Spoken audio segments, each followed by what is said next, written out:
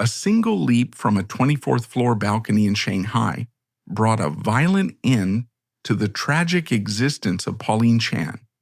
From a 17-year-old sold into the adult film industry by her own mother to pay off debts, to a discarded plaything of a billionaire tycoon, she never spent a single day in control of her own destiny. The death of the Category 3 queen was a direct slap in the face to the glamorous Hong Kong entertainment industry, a machine that had bled her dry down to the very last drop. However, this tragedy did not begin on that balcony. The stage for this nightmare was set not in Shanghai, but amidst the frantic energy of 1990s Hong Kong.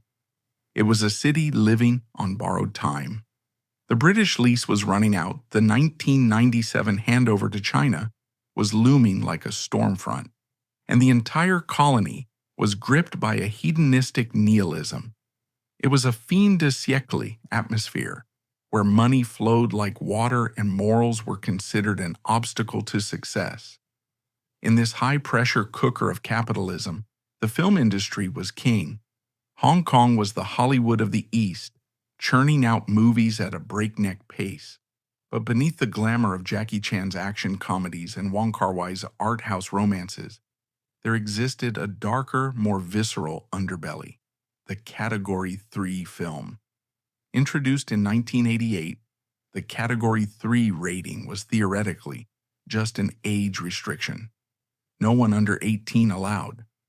In practice, it became a genre unto itself, a catch-all term for films that trafficked in extreme violence, disturbing horror, and, most profitably, softcore pornography. It was a cinema of excess, designed to stimulate the basest instincts of a population anxious about its future. It was a machine that required fuel, and that fuel was young, beautiful women. The industry operated on a predatory logic. It scouted beauty pageants and modeling agencies, looking for girls who were desperate, naive, or coerced. They were promised art, promised stardom, and promised that stripping for the camera was a necessary rite of passage, a stepping stone to legitimate acting careers.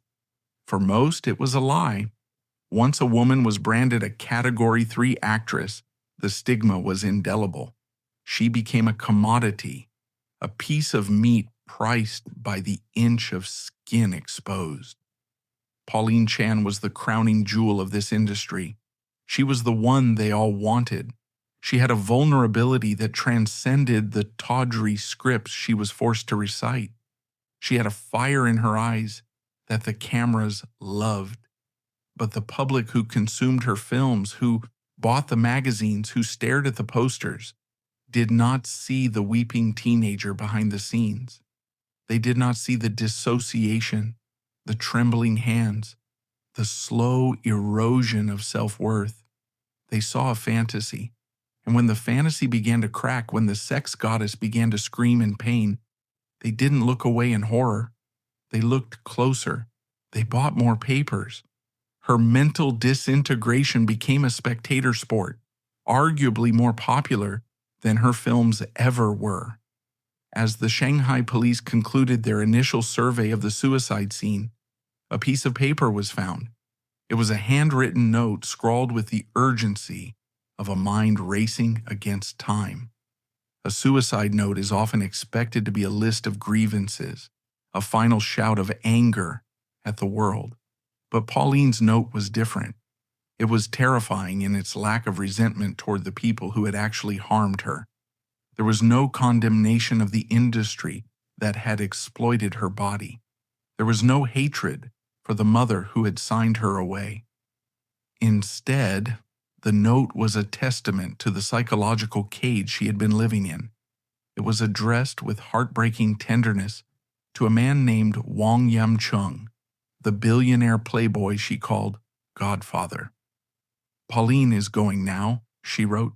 "You must take care of your health. Even as I am dying, you are still the person I love the most." This note is the key to the entire tragedy. It reveals a level of psychological dependency that borders on the pathological. How does a woman, in her final moments, express love for the man who had publicly humiliated her, treated her as a pet, and ultimately cast her out onto the street? This was not love in any healthy sense. This was the result of a lifetime of conditioning. It was the voice of a child who had never been allowed to grow up, a child who believed that love was something you had to beg for, something you had to degrade yourself to earn. The media coverage that followed her death was immediate and sensational. In Hong Kong, the tabloids splashed images of the body bag across their front pages. They speculated on the paternity of the baby. They reprinted her most scandalous photos alongside the grisly news of her demise. Even in death, Pauline Chan was being consumed. She was generating revenue for the very machine that had driven her to the edge. But as the initial shock faded, a more somber realization began to take hold of the public consciousness. The death of Pauline Chan felt like the end of an era. The golden age of Hong Kong cinema had already passed, fading with the Asian financial crisis and the handover. Pauline's death was the final curtain call for the decadence of the 90s. It forced a mirror in front of the audience. We had watched her rise, we had watched her undress, we had watched her unravel, and we had done nothing but applaud and jeer. The trajectory of that fall from the 24th floor began long before the rainy streets of Shanghai in 2002. It started before the silicone, before the drugs, and before the billionaire lovers. The tragedy did not begin on the balcony. It began with a signature on a contract years before, when a girl who wanted to be a princess was sold to be a queen of a kingdom built on shame. The seeds of this destruction were sown in the quiet, dusty lanes of 1970s Shanghai. Chan Po-lin was born in 1973, a time when China was on the precipice of monumental change, yet still deeply insulated from the glittering capitalism of the outside world. Her earliest years were defined by a fundamental fracture, the divorce of her parents. In a society where family unity was paramount, a broken home was a stigma. Pauline grew up in a vacuum of paternal affection. Her father exited the stage early, leaving a void that would later manifest as a desperate, lifelong hunger for male validation, a psychological chasm that future predators would exploit with devastating precision. For the first 12 years of her life, Pauline was effectively a ghost in her own narrative. She lived with her grandmother while her mother chased her own ambitions elsewhere. It was a lonely, quiet existence, but it was safe. She was an ordinary girl with an extraordinary physicality that was just beginning to show. By the time she hit puberty, it was clear that Pauline was different. She was tall, statuesque, and possessed a beauty that was too loud, too mature for her age. In 1985, at the age of 12, her life changed forever. Her mother returned to claim her, but this was not a happy reunion of long-lost kin. It was a relocation. Pauline was uprooted from the familiar gray of Shanghai and dropped into the neon-soaked chaos of Hong Kong. To a 12-year-old girl from the mainland, Hong Kong in the mid-80s must have looked like another planet. It was loud, aggressive, and obsessed with wealth. But for Pauline, the culture shock was secondary to the domestic nightmare she was walking into. She soon discovered that her mother was not just a struggling single parent trying to make ends meet. Her mother was an addict. The addiction wasn't drugs or alcohol, but something perhaps more insidious in the context of Hong Kong culture: gambling. The casinos of Macau and the underground mahjong parlors of Hong Kong are legendary for destroying fortunes, but they also destroy families. Pauline's mother was deep in the throes of this obsession. She was a woman consumed by the god of gamblers, chasing losses with money she didn't have, borrowing from loan sharks who didn't ask nicely for repayment. The household atmosphere was one of perpetual anxiety, the phone ringing with threats, the sudden need to move, the vanishing of household money. In this environment, young Pauline was not a daughter to be nurtured. She was a burden.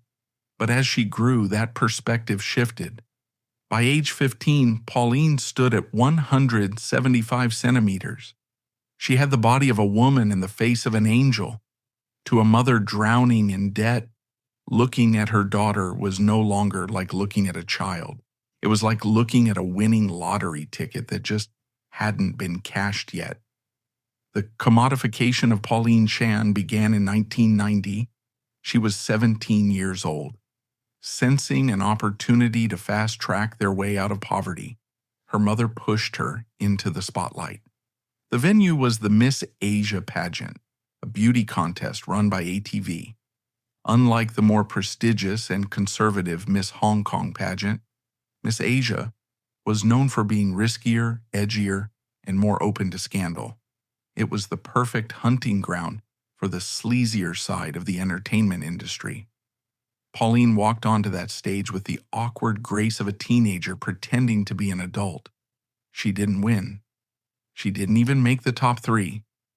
The judges found her too raw, perhaps too overtly sexual, in a way that made the polite society uncomfortable. But while she lost the crown, she won the attention of the wrong people. The producers of Category 3 films were watching. In the audience, the eyes that tracked her movements weren't looking for a brand ambassador or a charitable figurehead. They were looking for flesh. They saw a girl with a voluptuous figure who was clearly inexperienced and, crucially, looked like she needed money. After the pageant, the offers started coming in, not for shampoo commercials or TV dramas, but for soft-core pornography.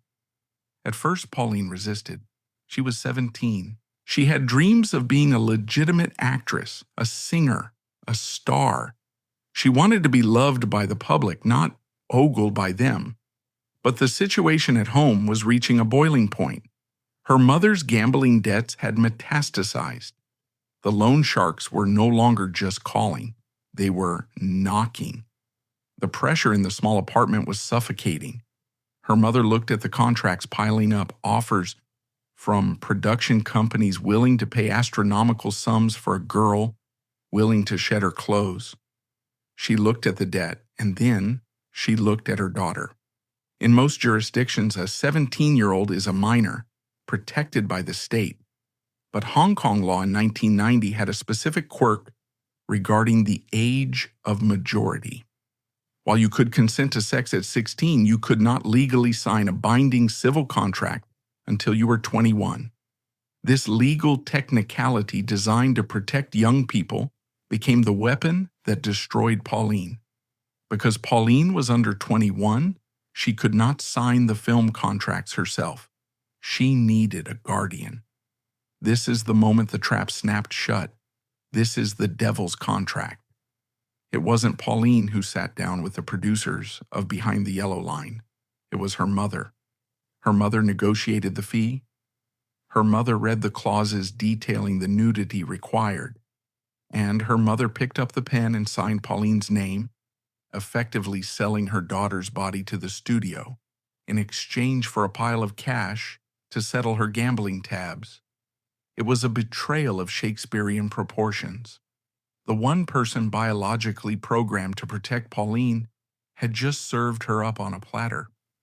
The filming of Behind the Yellow Line remains one of the most heartbreaking anecdotes in the history of Hong Kong cinema. Veteran crew members, men hardened by years of shooting exploitation films, still speak of those days with discomfort. They recall a girl who was terrified. When the camera started rolling and the director called for the robe to come down, Pauline froze. She wasn't a sultry seductress. She was a frightened teenager. She started crying. She refused to let the male actors touch her. She pleaded with the director, pleaded with the crew, but the machine was already in motion. The money had been paid. The contract, signed by her mother, was ironclad. Witnesses from the set described a scene that bordered on torture. Pauline would lock herself in the dressing room, sobbing uncontrollably. Her mother would then go in, not to comfort her, not to take her home, but to berate her, to remind her of the money, to scream at her until she dried her eyes and walked back onto the set to perform. There is a specific kind of dissociation that occurs in victims of trauma. They separate their minds from their bodies. The body becomes a tool, a husk, something that things happen to, while the real self retreats deep inside. This is what happened to Pauline Chan on the set of Behind the Yellow Line. She learned that her tears didn't matter.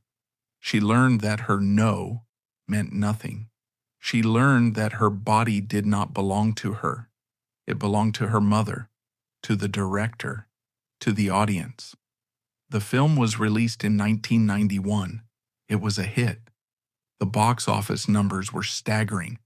The audience saw a new sex goddess, a woman of smoldering passion. They didn't see the tears. They didn't know that every inch of skin revealed was a scratch on her soul. Pauline's mother took the money. The debts were paid for a while. But the nature of gambling is that it is a hunger that can never be satiated. The money ran out. And so the mother turned back to the goose that laid the golden eggs. One movie wasn't enough. The industry wanted more. They wanted more nudity, more daring scenes, more Pauline.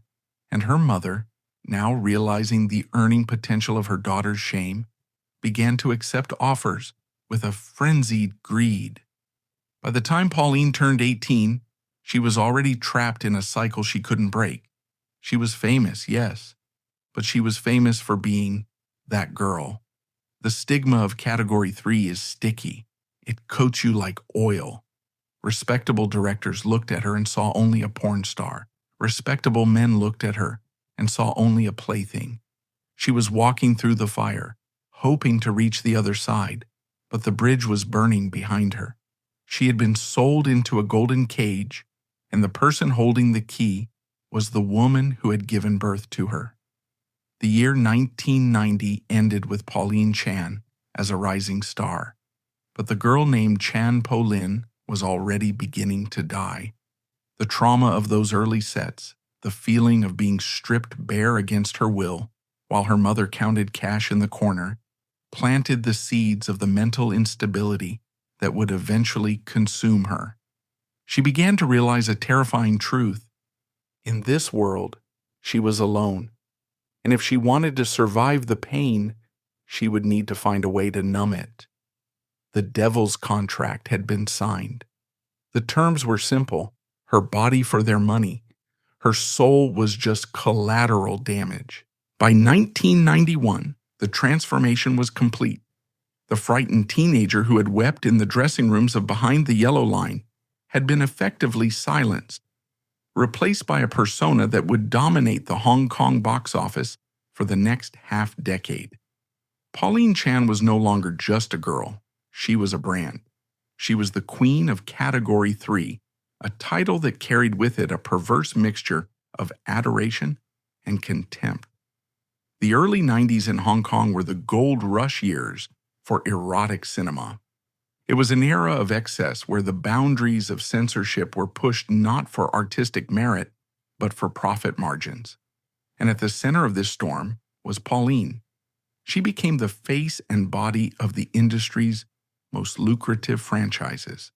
Films like erotic Ghost Story 3 and the infamous blockbuster Sex and Zen catapulted her into a stratosphere of fame that few actresses ever reach. But this was a specific toxic kind of fame. It was not the reverence accorded to a dramatic actress. It was the voracious consumption of a sex symbol. Her face was plastered on billboards, magazines, and bus stops across the city. She was the fantasy of millions of men, the subject of locker room talk, the it girl of the underground. Yet inside the industry, the reality was far more mechanical and far less glamorous. Pauline had entered what can only be described as a golden cage. From the outside, the bars were gilded with money and celebrity. She wore designer clothes, attended high-profile galas, and drove expensive cars. But on the inside, she was running on a hamster wheel powered by her mother's insatiable greed. The devil's contract was not a one-time deal. It was a recurring subscription. Seeing the money pouring in, her mother became a relentless manager, booking Pauline for film after film with zero regard for her physical or mental well-being. Between 1991 and 1993 alone, Pauline starred in a staggering number of productions, sometimes filming multiple movies simultaneously. She would rush from one set to another, changing costumes in the back of a van, barely sleeping. Her life reduced to a series of action and cut. She was a factory worker on an assembly line of intimacy. The psychological toll of this workload was catastrophic. Acting at its core requires a certain level of vulnerability. But for Pauline, the role required her to simulate ecstasy while feeling profound shame. She had to perform intimacy with strangers, actors who were often indifferent, aggressive, or merely going through the motions, while dozens of crew members watched, adjusted lights, and critiqued her angles. To survive this violation, Pauline developed a mechanism that would eventually become her undoing, numbing the senses. This is where the substances entered the story. It started innocuously enough. A glass of wine to relax the nerves before a nude scene, a sedative to help her sleep after an 18-hour shift. But the industry encouraged it. Directors found that a tipsy Pauline was less resistant, more compliant, less likely to cry between takes. The alcohol became a tool of the trade, liquid courage to help her dissociate from the reality of what was happening to her body. By the mid-90s, the functional drinking had morphed into a dependency. The bright-eyed girl from Shanghai was disappearing behind a haze of alcohol and pills. She wasn't partying, she was medicating. She was trying to kill the part of her brain that remembered she was being exploited. However, Pauline was not without agency or ambition. She knew with a desperate clarity that she could not be a porn star forever. She saw the trajectory of other actresses like Shuqi, who had managed to shed the Category 3 label and become respected dramatic artists. Pauline wanted that redemption. She hungered for respectability.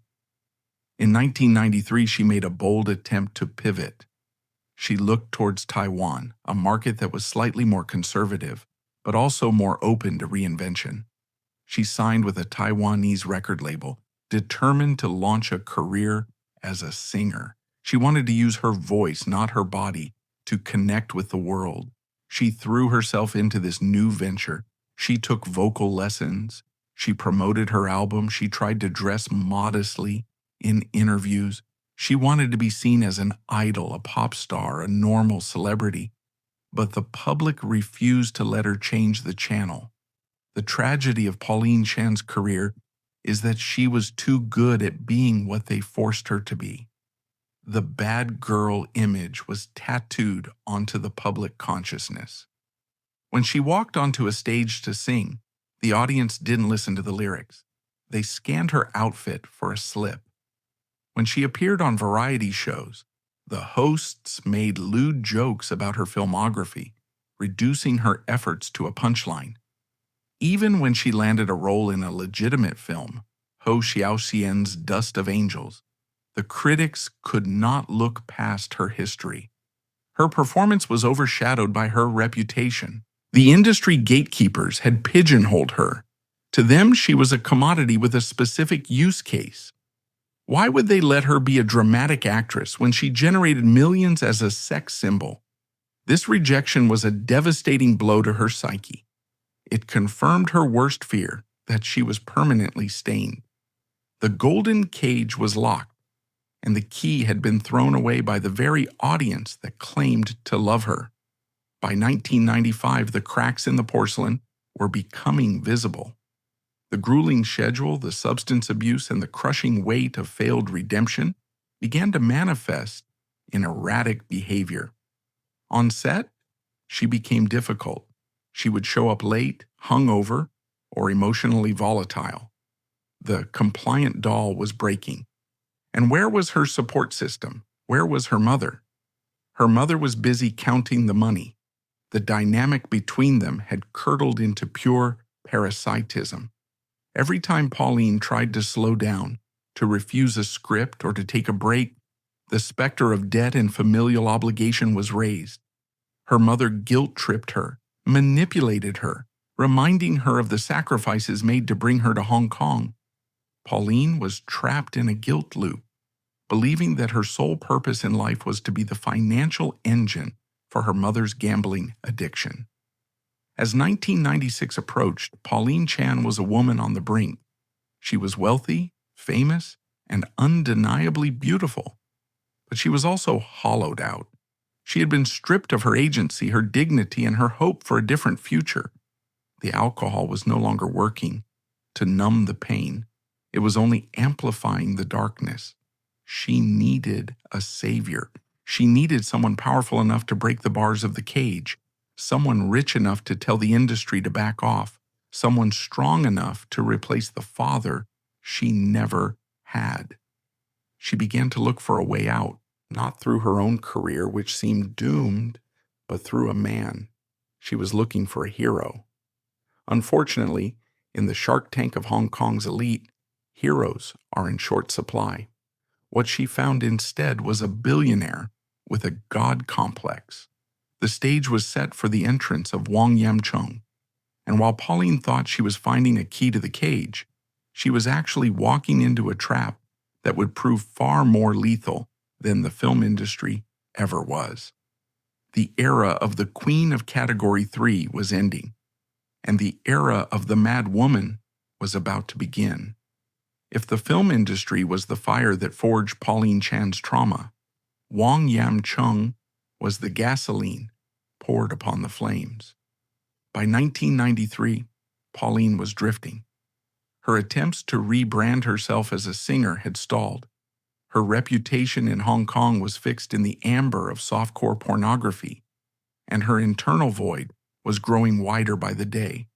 She was a 20-year-old woman with the world at her feet, but no ground to stand on. She was searching for an anchor. What she found was a billionaire named Cheung.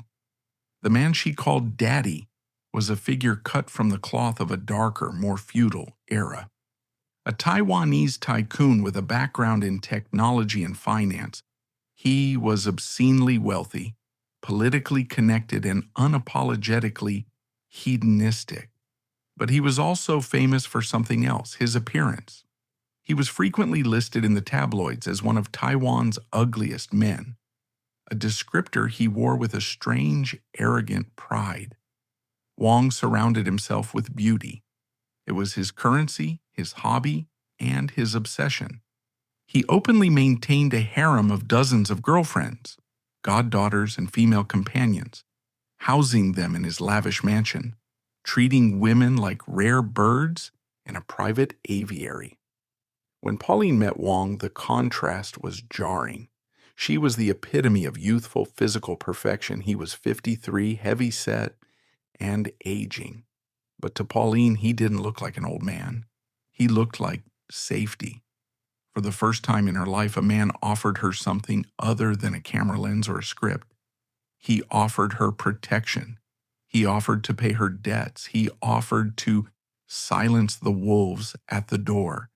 In a psychological transference that was as tragic as it was predictable, Pauline did not see a sugar daddy. She saw the father she had never had. This was the beginning of the Godfather era. Pauline moved into Wong's orbit, and for a brief shimmering moment it seemed as though she had won. She was his favorite, the head concubine, as the cruel whispers of the Taiwanese press labeled her. She had access to unlimited credit cards, private jets, and the kind of social immunity that only billions of dollars can buy.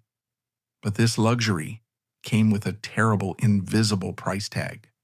The relationship was built on a foundation of profound psychological manipulation.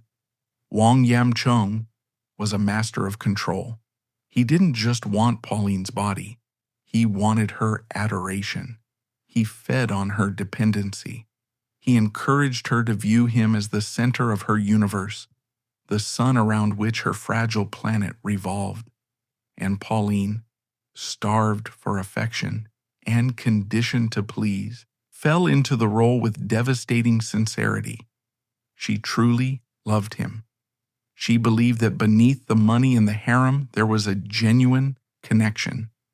Then came the public revelation that would twist the knife in her heart. In a move that baffled the public and humiliated Pauline, Wang Cheung famously declared to the media, "We have slept in the same bed more than 50 times, but we have never had sexual intercourse." On the surface, this sounds like a defense of her virtue, a claim of a pure mentorship. But looking deeper, through the lens of psychological power dynamics, it was an act of castration. By denying a sexual relationship, Wang was effectively saying, "I do not desire her. She is not my lover. She is my pet."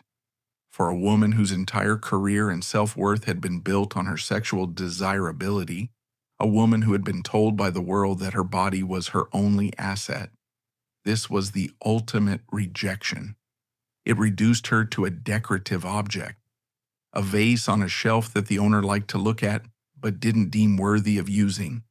It stripped the relationship of its adult equality and cemented the dynamic of master and child. Pauline accepted this degradation because she had no other choice. She was addicted to the security he provided. She tolerated the other women, the wild parties, the feeling of being just one flower in a crowded garden. But as the years wore on, the daddy dynamic began to rot. Pauline was maturing. She was no longer the frightened girl of 20. She was a woman in her mid-20s, and the human heart demands exclusivity. She began to want what she could not have. She wanted to be the only one. The harem lifestyle of Wang Cheung was not designed for monogamy. It was designed for his amusement. When Pauline began to show signs of jealousy, when she started to demand his time, to cry when he looked at other women, to cause scenes at his dinner parties, the dynamic shifted. To Wang, Pauline was no longer the beautiful, obedient pet. She was becoming a hysterical woman. And in the transactional world of Wang Cheung, a liability is quickly discarded. The unraveling began in the late 90s. Pauline's behavior became increasingly erratic as she sensed him pulling away. She tried everything to keep his attention. She used her beauty, she used her tears, and tragically, she began to use threats. The fear of abandonment, the primal wound of her childhood, was being ripped open again. Wang's reaction was cold and clinical. He didn't offer therapy, he offered severance. He began to cut off her allowance. He restricted her access to the mansion. He told the press that she was troubled. The final blow came in 1999. After a series of heated arguments where Pauline demanded he choose between her and his other goddaughters, Wang Cheung made his choice. He chose his lifestyle.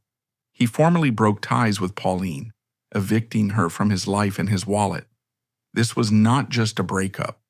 For Pauline Chan, it was an expulsion from Eden. She wasn't just losing a boyfriend. She was losing her father figure, her financial lifeline, her social status, and her identity. Without Wang Cheung, who was she? Just an aging Category 3 actress with a drug problem and a gambling addict mother. The psychological snap was audible. The safety net she had relied on for 6 years was gone, and she was in freefall. The drugs, which had been a recreational escape during the Godfather years, now became a necessity for survival. As the millennium turned, Pauline Chan stood alone in the wreckage of her life. The man she had worshipped had discarded her like a bored child discarding a broken toy. The rejection shattered whatever fragments of sanity she had left. The queen was dead. The mad woman was about to take the stage, and the world, cruel and hungry, was ready to watch her burn. When the doors of Wang Cheung's mansion slammed shut, Pauline Chan was not merely evicted from a home, she was exiled from reality. The years spanning from 1998 to early 2002 represent one of the most grotesque chapters in Hong Kong's entertainment history, a period where a human being's mental disintegration was broadcast in real time for the amusement of the masses. The local press, never known for its subtlety, coined a cruel moniker for this era. They lumped Pauline together with 3 other troubled celebrities and labeled them the 4 Great Madnesses. It was a title that stripped them of their humanity, reducing their suffering to a comic strip of insanity. But for Pauline, there was nothing funny about the hell she was inhabiting. Her descent was global, a chaotic tour of self-destruction that spanned borders, leaving a trail of police reports and baffled witnesses in its wake. It began with a desperate turn toward the occult. In the vacuum left by Wang's rejection, Pauline sought control through supernatural means. She began traveling frequently to Thailand, a place she believed held the ancient secrets that could compel a man to return. Whispers in the industry turned into roaring headlines. Pauline Chan was raising Kumanthong, the little ghost idols of Thai folklore. Whether she actually engaged in these dark rituals, or whether they were merely the fabrications of a superstitious tabloid culture, is almost irrelevant. What matters is that Pauline believed. She was seen talking to thin air, setting extra places at dinner tables for invisible children, and muttering incantations in public spaces. This was not just eccentricity, it was the manifestation of a mind fracturing under the weight of grief. She was trying to conjure love from the ether because she could no longer find it in the material world. The magic failed, and the violence followed. Without the stabilizing influence of a routine or a handler, Pauline's behavior became volatile. In London, she was arrested for a brawl in a basement bar, lashing out at strangers with a ferocity that belied her fading glamour. The Queen of Category 3 was now just a mugshot in a British police station charged with common assault. But the epicenter of her chaos remained in Taiwan, the fortress of the man she couldn't let go. She returned there repeatedly, haunting the perimeter of Wang Cheung's life like a vengeful spirit. The incidents were relentless. In a jewelry store, she was detained after trying to walk out with merchandise she hadn't paid for. Not out of malice, it seemed, but out of a total disconnection from social norms. She no longer understood the transaction of money. She only understood the transaction of attention. When the police arrived, she didn't plead for a lawyer. She pleaded for Wang. Perhaps the most harrowing spectacle occurred at the Taoyuan International Airport. Denied entry due to expired papers and a lack of a return ticket, Pauline collapsed into a tantrum that was captured by the ever-present paparazzi. She sat on the floor of the terminal, weeping, screaming, and exposing the self-inflicted scars that now marred her arms and legs. She ripped off her jewelry, throwing it at the immigration officers, stripping herself of the last vestiges of her wealth. It was a performance of pure agony. She was a woman without a country, without a home, and without a passport, trapped in the liminal space of an airport terminal, begging to be let in, begging to be seen. Back in Hong Kong, the situation was no better. Her apartment became a fortress of paranoia. Neighbors reported the smell of burning. Pauline was lighting fires outside her door to scare away the ghosts that she claimed were tormenting her. The police were called so often they knew her by name. She was repeatedly hospitalized, sedated, and released, only to return to the streets, wandering in a daze, her body bloating from the side effects of heavy medication and alcohol abuse. And through it all, the cameras clicked. This is the most damning aspect of Pauline's final years: the complicity of the media. The paparazzi did not turn away from her degradation. They zoomed in. They published photos of her looking disheveled, overweight, and manic. They ran headlines mocking her crazy antics. Pauline attacks again. The mad witch of Mongkok. There was no discussion of mental health, no call for intervention, no empathy for a woman who was clearly suffering from severe bipolar disorder or drug-induced psychosis. She was treated as a circus freak. The industry that had once airbrushed her flaws now highlighted her scars in high definition. Even her attempts to reach out for help were twisted into entertainment. In a televised interview during this period, she appeared lucid for a moment, only to suddenly break down, pulling out a bottle of pills and threatening to swallow them on air. The host didn't cut the feed. The camera didn't pan away. It was sensational television, bought and paid for with Pauline's sanity. By 2001, Pauline Chan was effectively a pariah. She was banned from hotels, blacklisted by studios, and avoided by former friends who found her too heavy to handle. Cheung had successfully insulated himself from her, surrounded by bodyguards who kept the mad woman at bay. Her mother was nowhere to be found, or perhaps simply unable to control the monster she had helped create. Pauline was alone in a crowded room, screaming at a frequency no one wanted to hear. She had become the crazy ex-girlfriend, the cautionary tale, the punchline. But beneath the layers of fat, the tangled hair, and the wild eyes, the little girl from Shanghai was still there, terrified and desperately lonely. She had tried magic. She had tried violence. She had tried screaming. Nothing had worked. The pain was still there, throbbing with the rhythm of a heartbeat. She needed a new escape. She needed a new beginning. And in a final tragic twist of fate, she thought she found it in the arms of a stranger from America. As the curtain fell on the four great madnesses era, Pauline made a quiet retreat. She packed her bags, leaving the neon hostility of Hong Kong and the rejection of Taiwan behind. She returned to the mainland, to Shanghai. She was going home to die, though she didn't know it yet. She was carrying a secret, a spark of life growing inside a body that was yearning for the grave. The carnival was over, the lights were dimming, and the final act was about to begin.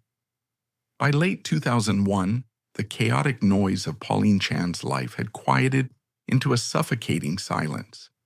The paparazzi of Hong Kong and the tabloids of Taiwan had lost track of her. She had slipped through the net, retreating to the place where her story began, Shanghai.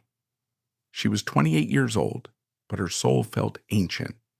The city of her birth had changed, morphing into a gleaming metropolis of glass and steel, but Pauline was living in the shadows. She rented a flat in the Nanyang Court complex, attempting to build a fortress against the world that had chewed her up.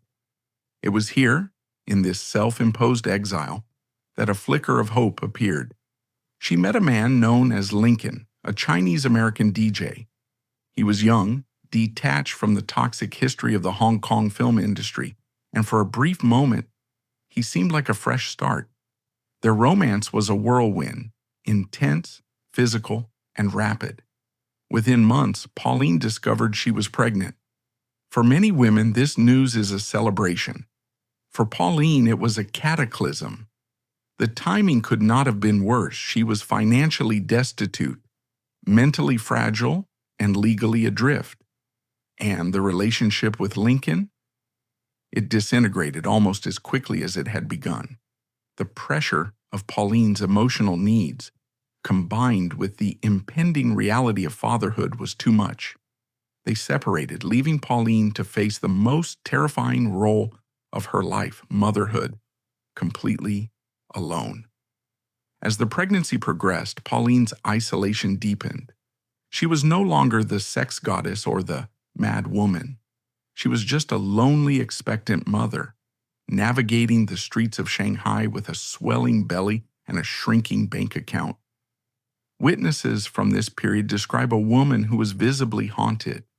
She was often seen wandering the compound, muttering to herself, her eyes darting at shadows. But there was a physical battle raging inside her as well. For the sake of the baby, Pauline had attempted to stop the drugs and alcohol that had been her crutch for a decade. Withdrawal is a beast. It claws at the mind and the body. Combined with the hormonal tsunami of pregnancy, her brain chemistry was in a state of violent flux.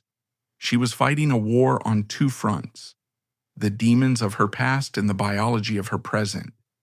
In June 2002, the baby was born, a boy. She named him Chu Huang Yi, though the world would come to know him as Don Don.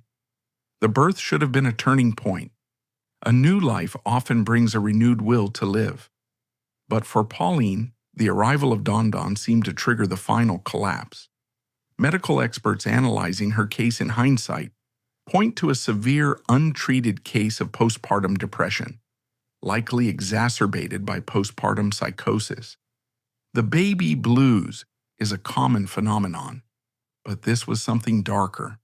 The sudden drop in hormones, the sleep deprivation, the crying of the infant, it all landed on a psyche that was already fractured. Instead of seeing hope in her son's eyes, Pauline likely saw only fear. How could she protect him? How could she feed him? She looked at herself, bloated, scarred, abandoned by her lovers, exploited by her mother, and she saw a monster.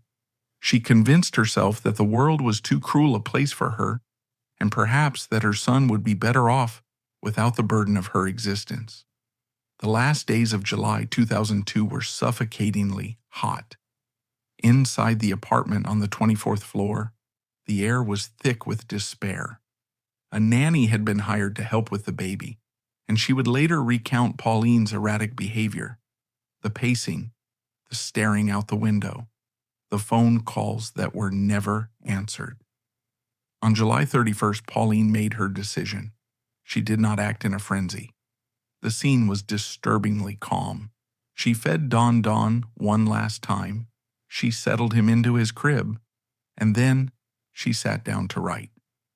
The suicide note of Pauline Chan is one of the most tragic documents in celebrity history. It was written in a scrawl that betrayed her shaking hands, but the message was lucid.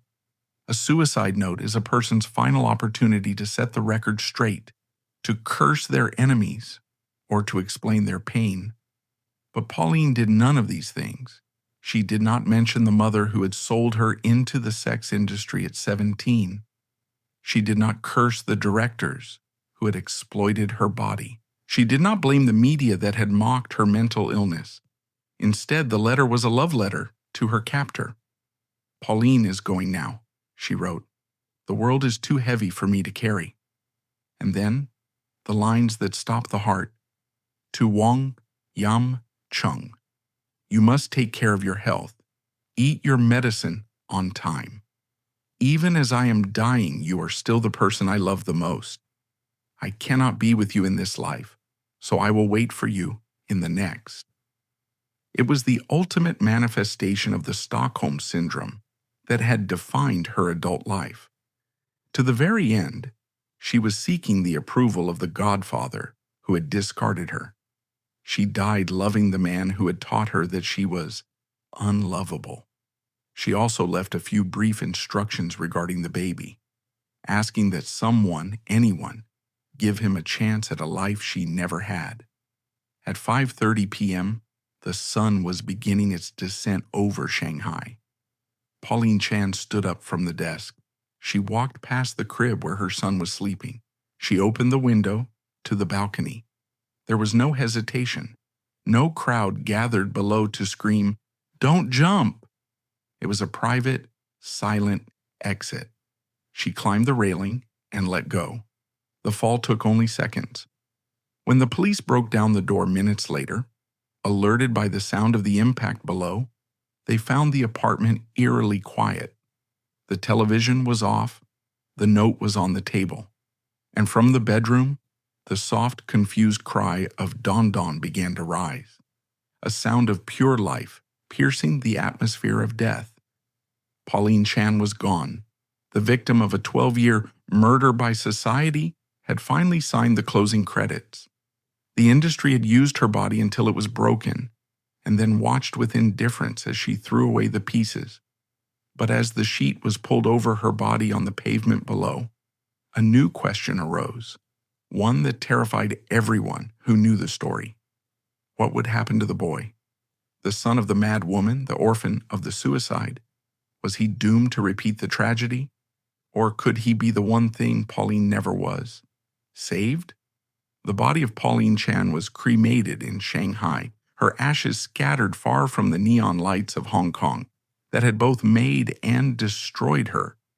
But while the physical evidence of her suffering was gone, a living, breathing question mark remained.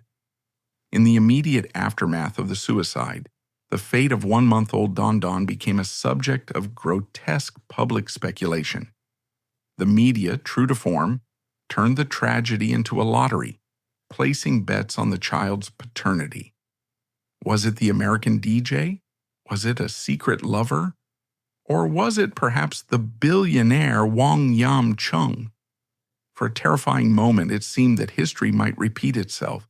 There was a very real danger that the infant would fall into the hands of Pauline's mother, the same woman who had signed the devil's contract 12 years prior. The woman who had seen her own daughter as a cash cow now looked at her grandson, and the world held its breath, fearing she would sell his story, parading him in front of the cameras for one last payday. The child was alone, floating in the shark-infested waters of the entertainment industry, in desperate need of a lifeboat. He needed a guardian who was immune to the allure of fame and tough enough to fight off the vultures. In a twist that feels almost scripted, a savior emerged from the shadows. It was not a man, nor a blood relative, but Chu Li-Quan, a legend in the Chinese entertainment world and a formidable talent manager known for her iron will. Chu had known Pauline and witnessed the wreckage of her life. When she looked at the helpless infant left behind in that Shanghai apartment, she made a decision that would change the trajectory of this story forever. She adopted him. This was not a publicity stunt. Chu Li-Quan took Don Don in, shielding him completely from the media glare. It was later revealed that Fei Wong, the diva of Asian pop, quietly stepped in to provide financial support, ensuring the boy would have the best education and healthcare money could buy. They gave him a new name, Chu Huangyi, and they gave him something his mother never had: privacy. As the years passed, the tabloids tried to hunt him down, but Chu Li-Quan was a fortress. She raised him as her own son. Photos that surfaced years later showed a young boy growing up not on film sets but on basketball courts. He grew tall, inheriting his mother's statuesque height. But unlike Pauline, his eyes were clear. Today, Don Don is a grown man leading a quiet, normal life. His survival and his normalcy is the ultimate redemption for Pauline Chan. It is the happy ending she died to secure. But what of the villains in this tragedy? The universe, it seems, has a sense of poetic justice. Cheung, the godfather, whom Pauline had loved to her dying breath, did not enjoy his freedom for long. Pauline died in July 2002, and just 2 years later, in 2004, the bill came due for the billionaire playboy. His empire crumbled as he was hit with massive tax evasion charges by the Taiwanese government, stripping him of the wealth he used to control women. His health collapsed with shocking speed. The man who had once bragged about his vitality and his harem died of multiple organ failure. Diabetes, kidney failure, and heart disease ravaged his body. He died in a hospital bed, bankrupt and besieged by creditors. The harem was gone. The goddaughters had fled when the money ran out. He died alone, much like the woman he had discarded, but while Pauline died for love, Wang Yam Cheung died for excess. As for the mother, the woman who signed the contract that started it all, her fate was one of ignominy. After the suicide, she attempted to speak to the press, perhaps to salvage her reputation or claim some benefit. But the public, finally waking up to the horror of what she had done, turned on her. She was vilified, cast out by society, and forced to disappear into the woodwork of Shanghai. She lives on, but she lives with the heavy knowledge that the world knows exactly what she is. The story of Pauline Chan is more than just a biography of a film star. It is an autopsy of the Hong Kong entertainment industry at its most decadent and depraved. It is a story about the commodification of women, where a human being can be priced, sold, consumed, and discarded. Pauline was not crazy. She was a woman reacting rationally to an irrational amount of trauma. She was screaming in a room where everyone was deaf. She was a victim of a perfect storm, a mother who chose gambling chips over her daughter's soul, an industry that demanded flesh and paid in shame, and a lover who fed on her vulnerability until there was nothing left. However, looking back at the Shanghai skyline, the focus should not remain on the balcony on the 24th floor. It should shift to the young man walking the streets somewhere below. He is the living proof that the cycle of abuse can be broken. Pauline Chan jumped so that he could fly. She took the darkness with her so he could live in the light. Rest in peace, Chan Pauline. You were more than the roles you played. You were a mother who, in your final desperate act, managed to save the only thing that mattered.